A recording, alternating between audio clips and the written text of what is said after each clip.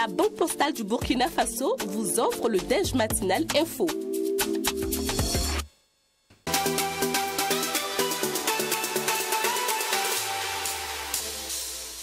Le Déj Info reçoit pour vous aujourd'hui Bourema Ouedraogo. Il est le directeur du développement institutionnel et de l'innovation au ministère en charge de la transition digitale. Il est également le président de la commission thème de la Semaine nationale du numérique. Avec lui, nous allons parler de la thématique de cette 19e édition, transformation digitale et développement économique, enjeux des fintech. Bonjour et bienvenue. Merci, bonjour Monsieur Kaboré. Première question, comment vous appréciez la tenue effective de cette 19e édition de la Semaine nationale dédiée au numérique? Merci. Avant de répondre, je tiens d'abord à remercier les autorités du ministère qui nous permettent de venir parler de notre activité. Remercier également TWITV pour l'opportunité que vous nous offrez. Voilà, pour pouvoir parler de la semaine du numérique qui se tient actuellement. Alors, pour répondre à la question, il faut dire que ça se passe bien dans l'ensemble. Voilà, il y a de l'engouement. Avec le premier panel, la cérémonie d'ouverture qui s'est tenue hier, le premier panel qu'on a tenu aussi hier, voilà, nous sentons vraiment de l'engouement de la part des populations. Alors, pour planter le décor au niveau de nos échanges, quand on parle de transition digitale, de quoi est-il question exactement? Quand on parle de transition digitale ou transformation digitale, c'est pareil. Hein. Il faut dire qu'il s'agit de l'intégration des outils numériques dans l'ensemble des activités d'une organisation. Voilà, et en réalité, il s'agit de faciliter, simplifier, accélérer le travail des employés et d'améliorer les performances avec les outils et la technologie numérique. Alors, on se rend aujourd'hui compte que la transformation digitale est une priorité pour les autorités. Comment est-ce que la transformation digitale peut arriver à influencer l'économie d'un pays? D'accord. Le lien entre la transformation digitale et l'économie, il faut dire que c'est le lien qu'il y a entre ces innovations et l'ensemble des secteurs d'activité actuellement. C'est-à-dire? Voilà, les innovations ont transformé pratiquement tous les secteurs, dont le secteur financier, et ces dernières années. Et c'est d'ailleurs pour ça qu'on note l'essor des entreprises de technologie au niveau de la finance. Et on parle de notre thème de la semaine du numérique, parle de fintech. Voilà, et ces fintech-là ont en fait utilisé la technologie, les différents outils du numérique pour pouvoir transformer tout ce qu'il y a comme activité, comme service financier au niveau de notre pays, disons plus globalement dans le monde. Hein. Voilà. Donc la transformation digitale offre de nouvelles opportunités de services innovants pour l'inclusion financière, pour la gestion des risques, l'amélioration et l'efficacité des transactions économique. Alors, toujours sur ce volet de la transformation digitale, quand on regarde, est-ce que nos pays essaient un peu de rattraper le retard? Parce qu'on sait qu'en termes d'innovation, en termes de numérique, les choses ont beaucoup avancé. Est-ce que c'est déjà possible même de rattraper ce retard-là? Rattraper le retard, bon, disons que le numérique offre de grandes possibilités. Si on met l'accent sur la formation, je pense qu'on peut se mettre au même niveau que les autres pays. Ça nécessite naturellement beaucoup d'efforts en termes financiers et en termes de projets, en termes de politique à mettre en œuvre. Mais c'est possible. C'est indispensable pour vous? C'est indispensable. Alors, le thème retenu pour cette édition, on le sait, c'est transformation digitale et développement économique, enjeux des fintech. Pourquoi une telle thématique? Alors, il s'agit pour nous de susciter déjà des interactions entre les acteurs de l'écosystème du numérique et celui des finances, l'économie et des finances.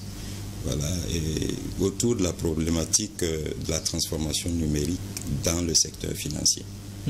Voilà, l'objectif, c'est vraiment d'explorer tout ce qu'il y a comme enjeu des fintech et l'impact que ces fintech peuvent avoir sur le développement économique de notre pays. Quelle peut être la répercussion justement par rapport à ces aspects économiques? Est-ce qu'on permettra une meilleure traçabilité, une meilleure sécurité des différentes transactions? C'est quoi exactement? Oui, tout ça c'est pris en compte dans les échanges, la sécurité des transactions, voilà, parce qu'il faut aussi donner confiance aux populations qui utilisent ces nouveaux outils. Voilà, donc la question de la sécurité, la lutte contre le blanchiment d'argent, qu'est-ce qu'on entend par monnaie électronique par exemple, toutes ces questions seront débattues lors de la semaine du numérique. Dans le thème, on parle des fintech. C'est quoi exactement les fintech pour nos auditeurs et téléspectateurs? Alors, fintech, c'est une abréviation de vocable anglais, c'est Financial Technology. Donc, c'est la technologie financière. Donc, il s'agit de l'ensemble des applications mobiles, tout ce qu'il y a comme logiciel et autres technologies qui permettent aux utilisateurs et aux entreprises d'accéder à leurs finances et de les gérer de manière numérique. C'est l'explication simple qu'on peut donner. On peut avoir un peu une idée du nombre d'utilisateurs de l'outil numérique au Burkina. À peu près, on sait un peu. Mais quand on regarde lié au fintech, est-ce qu'on est sûr tout de même de pouvoir avoir un certain nombre de personnes qui puissent se l'approprier pour des pays comme le nôtre? Bon, actuellement, disons que tout le monde se l'approprie déjà, hein, parce que quand on parle de transactions financières et le mobile money, pratiquement tout le monde utilise ces services avec les différents opérateurs qui offrent des services de mobile money. Et dans nos villages reculés, c'est sûr que même après l'émission, peut-être qu'un parent va vous demander de faire un transfert. Ça peut aussi être l'inverse. Voilà, donc on se l'approprie déjà. Et je pense que c'est la notion de fintech qui semble nouveau, sinon le service est déjà approprié par les utilisateurs. On connaît aussi le contexte économique. Vous avez tout à l'heure parlé de sécurité. Quels sont les enjeux aujourd'hui liés au fintech?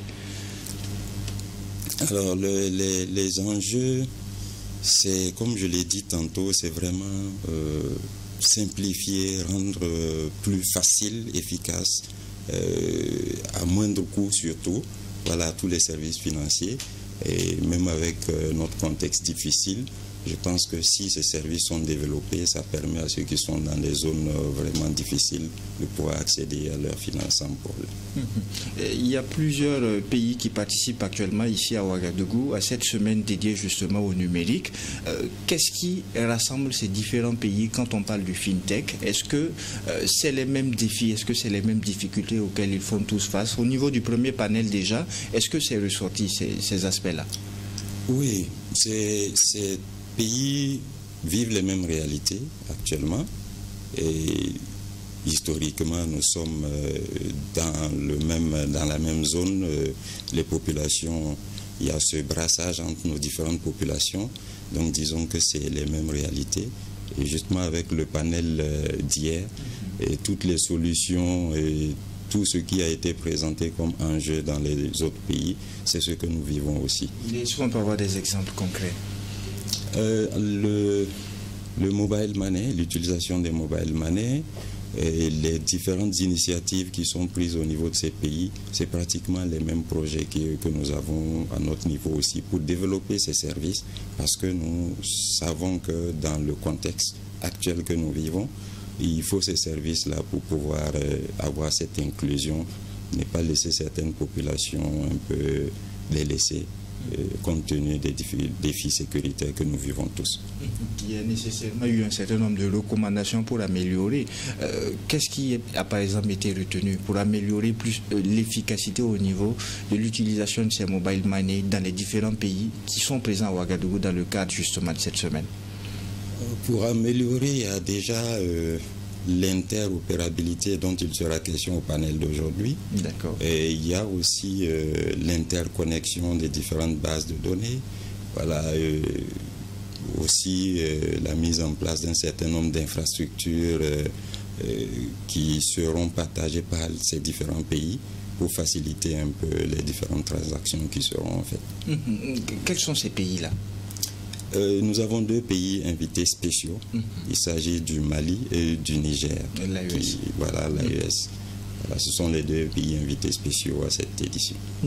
Une question qui me vient justement en tête, quand on parle de transformation digitale, on parle de FinTech, est-ce que c'est lié? Transformation digitale et FinTech, oui, c'est lié, il y a une petite nuance. Quelle est cette nuance-là?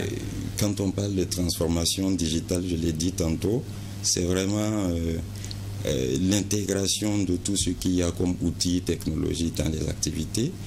Alors, FinTech, c'est l'intégration de ces outils numériques dans les activités du secteur financier. Donc, c'est une transformation digitale du secteur financier. Aujourd'hui, en termes de perspective, où en est-on au niveau du ministère en charge de la transformation digitale et tout? Alors, au niveau du ministère, il y a pas mal d'activités qui sont prévues. Nous sommes déjà dans une dynamique de dématérialisation des procédures que nous déroulons en collaboration avec l'ensemble des ministères. Voilà, donc là, en perspective, c'est vraiment de poursuivre avec cette dynamique-là. Il y a également, justement dans le cadre de cette dématérialisation, la mise en place d'un portail, d'abord la finalisation du développement d'une plateforme de paiement de l'État, voilà, qui est en projet. Voilà, et la mise en place d'un portail unique pour faciliter l'accès aux services publics en ligne. Voilà, la mise en place d'un cadre juridique favorable à la transformation digitale. Il y a une loi d'orientation qui est en cours. Pardon. Il y a également le renforcement des infrastructures de stockage et d'hébergement, justement pour assurer la disponibilité des services en ligne. Et nous avons aussi le renforcement et l'extension du réseau informatique de l'administration, la fibre optique également dans toutes les communes urbaines et rurales du Burkina Faso. Le ministère aussi a en perspective le renforcement des capacités de sécurisation du cyberespace national à travers un certain nombre d'activités. Voilà, parce qu'il y a l'Agence nationale de sécurité des systèmes d'information qui est rattachée au ministère et qui déroule un certain nombre d'activités. Il y a vraiment un certain nombre on ne peut pas tous les citer. Il y a également un grand projet de transformation digitale qui est dénommé PAC Digital que le ministère doit mettre en œuvre. Et vraiment, c'est pour aller dans le sens de la transformation, la transition digitale dans notre pays.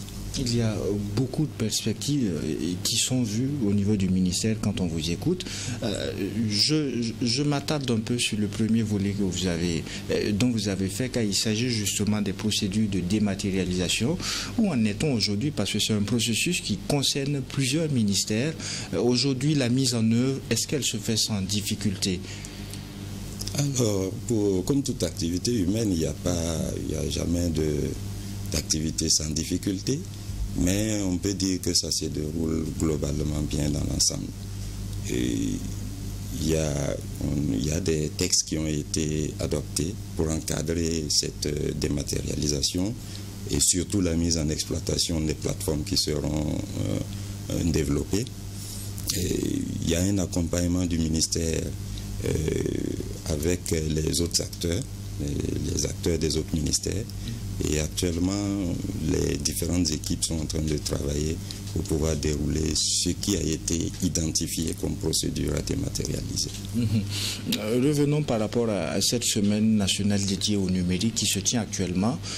Pour certains auditeurs et téléspectateurs qui nous suivent actuellement et qui nous écoutent, d'aucuns se diront c'est une semaine dédiée au numérique, c'est sûrement les intellectuels, les professionnels du domaine qui s'y retrouvent. Est-ce que chaque citoyen peut se retrouver au niveau du CAO pour suivre ces différents exposés? Quelle est la plus-value pour tout un chacun de participer justement à cette semaine-là?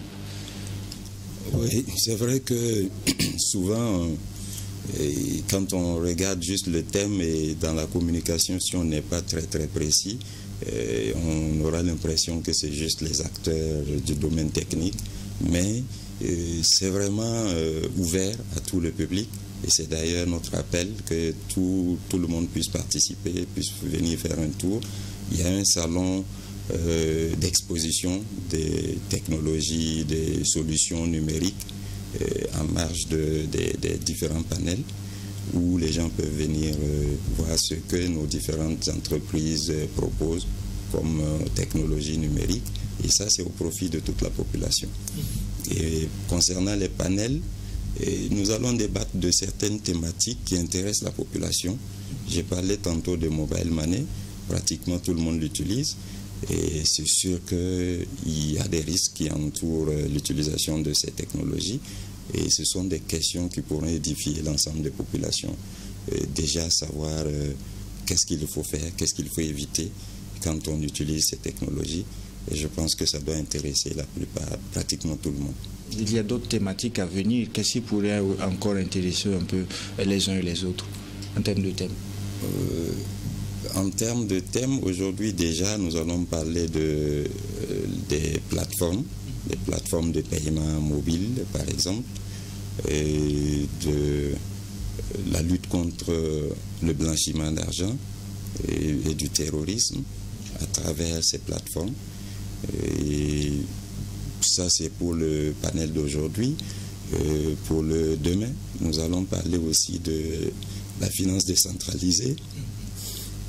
Pardon.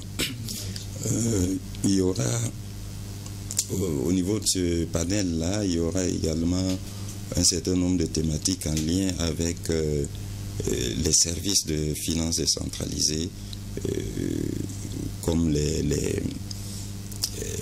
on va parler aussi de fintech, pardon, pas fintech, fintech c'est le thème global, de blockchain. Voilà, parce que de plus en plus on parle de crypto-monnaie. Voilà, ça va être aussi une thématique qui sera abordée au panel de demain. Alors, nous sommes à la 19e édition. Déjà initié une telle semaine dédiée au numérique, là, qu'est-ce qui a prévalu? Quel est le constat qui a fait qu'on s'est dit au niveau du ministère, il est temps de penser à toute une semaine où on va réfléchir, où on va échanger que sur les questions dédiées au numérique? Quel est ce constat-là qui vous a amené à décider d'une telle initiative?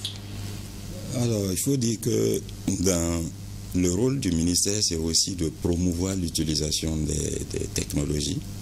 Il faut faire de la sensibilisation. Et c'est pour ça que le ministère a décidé de penser à cette semaine qui va mettre en lumière tout ce qui se fait en matière de numérique avec des thèmes bien précis et pouvoir sensibiliser l'ensemble des populations, pouvoir réunir l'ensemble des acteurs pour discuter de certaines thématiques ou de certaines problématiques qui sont d'actualité. Voilà. Et il y a des formations qui sont orientées vers l'ensemble des acteurs, des étudiants, la population de façon générale. Il y a des éditions où on a organisé des formations un peu techniques, voilà, pour les étudiants qui veulent s'orienter vers le domaine du numérique. Donc il y a énormément d'activités qui permettent de sensibiliser, de former et vraiment de discuter sur les préoccupations du monde. Bourema Ouedraogo, vous êtes le directeur du développement institutionnel et de l'innovation au ministère en charge de la transition digitale. Pour cette 19e édition, quelles sont les innovations que vous avez apportées? Pour cette 19e édition, les innovations apportées, c'est déjà au niveau des formations. C'est pas concentré uniquement à Ouagadougou. Voilà, nous avons des formations qui se déroulent à Koudougou et à Bobo-Dioulasso, voilà, pour essayer de toucher le maximum de populations, ceux qui ne pourront pas venir à Ouagadougou, par exemple. Ça, c'est une des innovations. J'allais dire que l'autre innovation, c'est ce qu'on avait annoncé tantôt, c'est déjà les 2 pays invités spéciaux. Parce qu'il y a des éditions où on n'a pas d'invités, où il y a des éditions où on a eu un pays invité d'honneur. Donc c'est à la 19e édition qu'on a eu pour une première 2 invités spéciaux. 2 invités spéciaux. Comme je l'ai dit tantôt, nous vivons les mêmes réalités actuellement. Donc c'est bien qu'on puisse aller ensemble et partager les expériences des différents pays. Alors, toute dernière question, Bourema Ouedraogo, quel est l'invite que vous avez à l'endroit des citoyens burkinabés qui vous écoutent et qui vous suivent actuellement? L'invite, c'est, en ce moment, nous sommes dans la semaine du numérique, c'est vraiment inviter l'ensemble des populations qui peuvent faire le déplacement à venir au CIAO, participer aux différentes conférences, visiter les stands, parce qu'il y a des choses intéressantes que ces populations pourront apprendre pour améliorer leur manière d'utiliser le numérique et comprendre davantage certaines thématiques qui sont d'actualité en ce moment. On parle du numérique. Est-il possible pour certains citoyens de rester au bureau pour suivre certains panels et tout? Oui, c'est une édition qui se déroule justement en présentiel et en ligne. Et tous ceux qui ne pourront pas faire le déplacement peuvent, à travers un lien qui est sur le site web de la Semaine du numérique, suivre en direct tout ce qui se passe comme activité. Vous pouvez nous rappeler ce site web à l'endroit des téléspectateurs? Le site web, c'est semaine du numérique tout collé.bf. D'accord.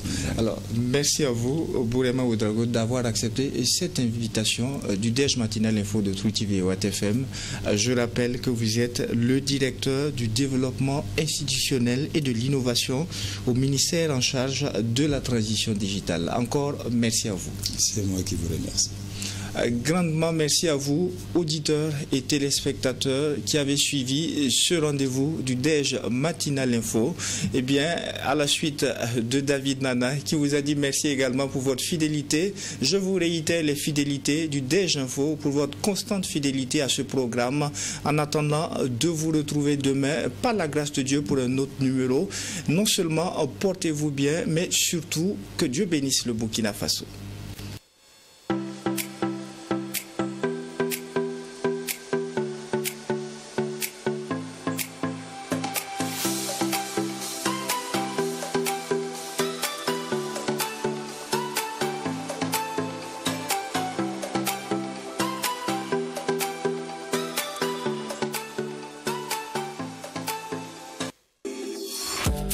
La Banque Postale du Burkina Faso vous a offert le Déj Matinal Info.